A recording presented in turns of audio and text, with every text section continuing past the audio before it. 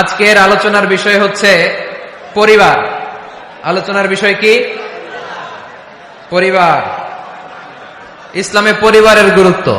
অনেকে বলে হুজুর পরিবারের শান্তি নাই, সুখ নাই, অশান্তি, এরকম অভিযোগ আছে না অনেকের?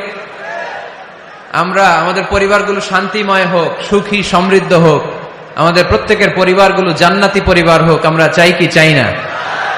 চাই। আজকের এই চমৎকার রজনীতে আমরা জানবার চেষ্টা করব কেমন করে আমরা আমাদের পরিবারগুলোকে জান্নাতি পরিবার বানাতে পারি। এই গুনগুন আওয়াজ করলে চলবে না, একেবারে থামতে হবে। হ্যাঁ দেখেছি, থামো থামো, থামতে হবে। পরিবার হচ্ছে শান্তির নীড়। সারাদিনের কাজ শেষে, কর্মচাঞ্চল্য শেষে, অফিস শেষে যখন আমরা আমাদের পরিবারে ফিরে আসি, আমরা প্রশান্তির ছোঁয়া পাই, ঠিক কিনা? পরিবারের মধ্যে আল্লাহ তাআলা শান্তি দিয়েছেন, দিয়েছেন ভালোবাসা। এই পৃথিবীর প্রথম পরিবারটা হচ্ছে একজন নারী আর একজন পুরুষের মাধ্যমে গঠিত হয়েছিল, আর এটা গঠিত হয়েছিল জান্নাতে। কোথায়? জান্নাতে। দুই সদস্যের পরিবার, একজনের নাম আদম, আরেকজনের নাম হাওয়া আলাইহাস সালাম।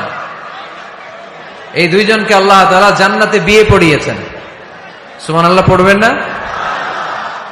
এর কারণ আমাদের শৈশব আছে, কৈশোর আছে, আছে না? কিন্তু আদম আলাইহিস সালাম আর হাওয়া আলাইহাস সালামের শৈশব নাই, কৈশোরও নাই, যৌবন দিয়েই জীবন শুরু, ঠিক কিনা? আদম আলাইহিস সালামের শৈশব ছিল? কথা বলেন। হাওয়া আলাইহিস সালামের শৈশব ছিল? কৈশোর ছিল? পৃথিবীতে এসেই দেখলেন যুবক আর যুবতী, ঠিক কিনা? এজন্য বিয়ের দরকার আছে না নাই?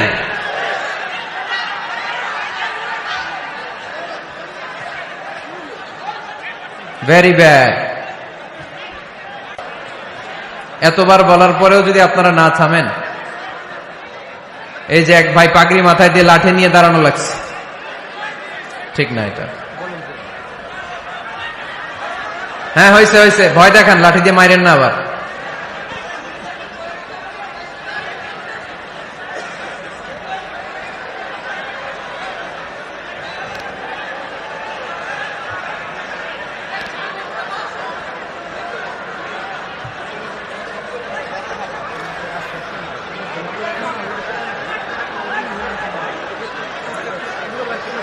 একটু মেনে নিতে হবে তো, একটু সহ্য করতে হবে কষ্ট। আমি তো বললাম যে বিশৃঙ্খলা করা যাবে না, জায়গা না পেলে আস্তে আস্তে পেছনে চলে যান। বের হয়ে যেতে চাইলে তো কেউ বাধা দিবে না, ওখানে প্রজেক্টরের